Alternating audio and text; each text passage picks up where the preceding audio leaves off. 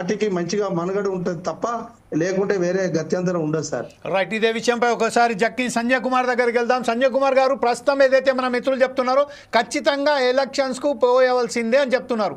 కాకపోతే ఏదైతే బకాయిలు ఉన్నాయో ఆ బకాయిలు చెల్లించే ఎలక్షన్స్లో వెళ్ళమంటున్నారు. కానీ ఈ ఎలక్షన్స్లకు సంబంధించింది ఇప్పటి వరకు బకాయిలు మాత్రం మేము చెల్లించాము అని ప్రభుత్వాలు చెప్తున్నాయి. కానీ ఒక్క రూపాయి కూడా ఇప్పటిదాకా సర్పంచులకు వారికి రాలేదు అని సర్పంచులు నిర్దాక్షిణంగా ముఖమాట లేకుండా చెప్పేస్తున్నారు. ఈ నేపథ్యంలోనే ఇప్పుడు రిజర్వేషన్ సమస్య ఒకటి, ఇప్పుడు బకాయిల సమస్య ఒకటి, విఆర్ఎల్ ఇప్పుడు ఈ పంచాయతీ కార్యదర్శుల సమస్య ఒకటి, ఈ అన్ని సమస్యలతో సతమవుతున్న సర్కారు ఎలక్షన్లకు పోతుందని మనం ఆశించుకుందామా? లేకపోతే మరొకసారి మీరు చెప్తున్నట్టుగా బీసీల రిజర్వేషన్ కాకుంటే ఈరోజు ఇంకా నెల కాదు 6 నెలలైనా పర్వాలేదు అని చెప్తున్నారు. కానీ ఈ దశలోనే ఇప్పుడు అయిపోయింది. మనం చూస్తున్నాం గ్రామాల పరిస్థితి, చెత్త అక్కడికక్కడే చెదిరి ఉన్నది. సర్పంచులకు మాజీ అయినప్పటికీ వారికి ప్రతి గ్రామం నుంచి వెళ్ళి ప్రజలందరూ వారికి రాత్రి మగలు వాళ్ళ దగ్గరకు పోతున్నారు, ఆ సమస్యలను చెప్తున్నారు. వాళ్ళు తనకు ఎట్లయితే అవసరం పట్ల వాళ్ళకి ఏదైతే సాయం చేయదలుచుకుంటే చేస్తూనే ఉన్నారు. ఈ విషయంలో ఒక కాలయాపన ఇంకో ఏడాదిన్నర పాటు లేకుండా 6 నెలల పాటు మీరు చెప్తున్నట్టుగా చేస్తే గ్రామం ఇంకా కొంచెం దిగజారిపోతుంది కదా ఆ వ్యవస్థ. ఈ విషయంలో మీరేమంటారని? అంటే ఈ 5 అంచెల ప్రజాస్వామ్య వ్యవస్థలో గ్రామ పంచాయతీలు చాలా ప్రథమమైనటువంటివి, నేరుగా ప్రజలకు అనుసంధానంగా ఉండి చేసేటువంటి పరిపాలన చేసేటువంటి కేంద్రాలు. అయితే ఎన్నికలు ఆలస్యం కావడం వల్ల రాష్ట్ర ప్రభుత్వానికి కూడా నష్టమే. ఎందుకు నష్టం అంటే కేంద్రం నుంచి రావాల్సినటువంటి ఫైనాన్స్ కార్పొరేషన్ ఏదైతే ఫైనాన్స్ బిల్లు ఉన్నాయో ఆ బిల్స్ కూడా పెండింగ్లో ఉంటాయి. ఎందుకంటే ఎన్నికలు కమిటీలు లేవు కాబట్టి, ఎన్నికలు జరగలే కాబట్టి అవి పెండింగ్లో వస్తున్నాయి. సరే, రాష్ట్రంలో ఈ సమస్యలు ఉన్నాయి. ఇప్పుడు పెండింగ్ బిల్స్ అవన్నీ కూడా గత ప్రభుత్వాలు చేసినటువంటి ఆ టైంలో చేసినటువంటి బిల్స్ ఉన్నాయి. అదే రకంగా రిజర్వేషన్లు పెంచాలన్నటువంటి ఇది చరిత్రాత్మకమైనటువంటి ఘట్టం బీసీల ఉద్యమంలో మాత్రం. ఇందాక జ్యోతి బస్ గారు మాట్లాడుతూ 50% మించి ఏ రాష్ట్రంలో కూడా రిజర్వేషన్లు లేదన్నది అది తప్పు. ఎందుకంటే తమిళనాడులో 69% రిజర్వేషన్ అమలు అవుతా ఉంది. ఇలా రాజ్యాంగం ప్రకారం కూడా మనది గణతంత్ర దేశంగా మన రాజ్యాంగం రాసుకున్నాం. గణతంత్ర దేశం అంటే ప్రతి పౌరుడికి సంబంధించినటువంటి వాటాను అందరికి అందించడమే గణతంత్రం అవుతుంది. మనం రాసుకున్నటువంటి రాజ్యాంగంలో ప్రియంబుల్ అది.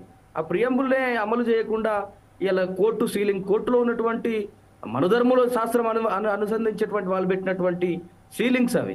ఆ రకంగా ఉన్నటువంటి 50% సీలింగ్ వల్ల ఏ రాష్ట్రంలో కూడా లేదు అన్నది ఒకటి తప్పు.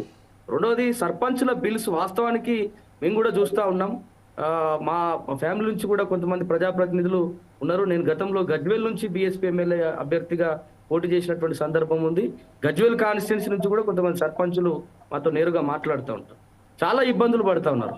5%, 10%కి అప్పులు తెచ్చిపెట్టారు. ఎందుకంటే ఒకటేమో ఆ ఊరికి వచ్చినటువంటి పని ఏం చేస్తారంటే, జనరల్గా ఒక సబ్ స్టేషన్ ఒక విలేజ్కి వస్తే ఆ సరైన ఏర్పాట్లు ఏమంటే ఇంకొకటికి పంపించేస్తారు.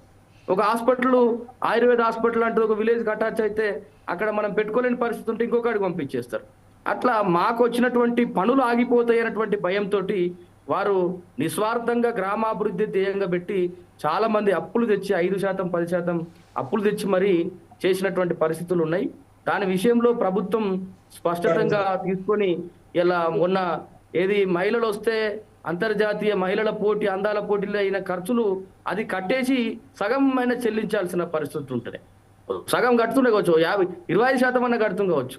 కానీ ఇట్లా అనవసరమైనటువంటి ఖర్చులు తగ్గించి, ఎందుకంటే రాష్ట్రం లోటు బడ్జెట్లో ఉన్నది, చాలా అప్పుల్లో ఉన్నది. ఇవాళ ఫీజుల రియంబర్స్మెంట్ పథకం చూస్తే గత 4 సంవత్సరాలుగా 7,600 కోట్ల రూపాయలు పెండింగ్లో ఉండి ఇవాళ డిగ్రీ చదివినటువంటి పిల్లలకు ఆయా ప్రైవేట్ కళాశాలలు టీసీలు ఇవ్వడం లేదు, మెమోలు ఇవ్వడం లేదు.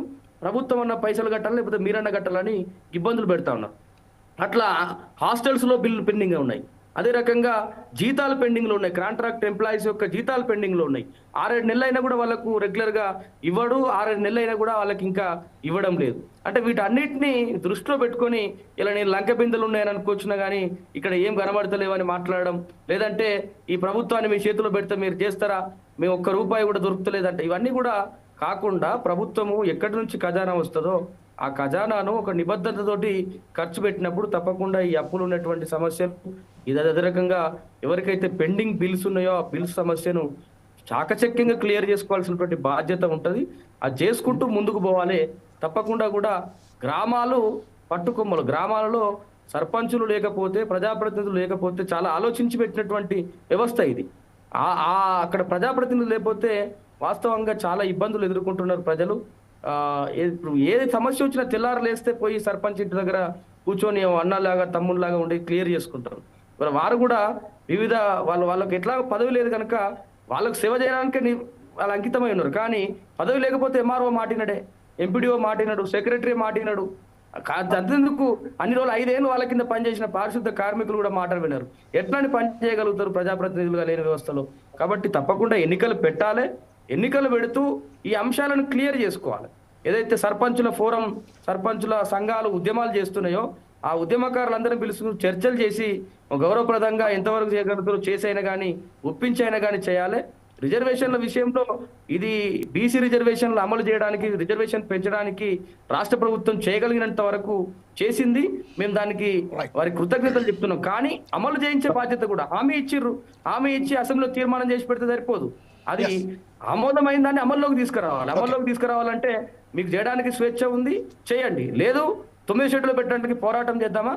తమిళనాడు ఉద్యమం మనకు నిదర్శనంగా రోల్ మోడల్గా ఉంది. దాన్ని ఫాలో అయిదాం. ఆగస్టు పార్లమెంట్లో ఖచ్చితంగా 9 షెడ్యూల్ పెట్టుకోవడానికి కేంద్ర ప్రభుత్వం మెడలు వంచైనా మనం తప్పకుండా దీన్ని సాధించుకొద్దామని ఈ 2 విషయాల మీద నా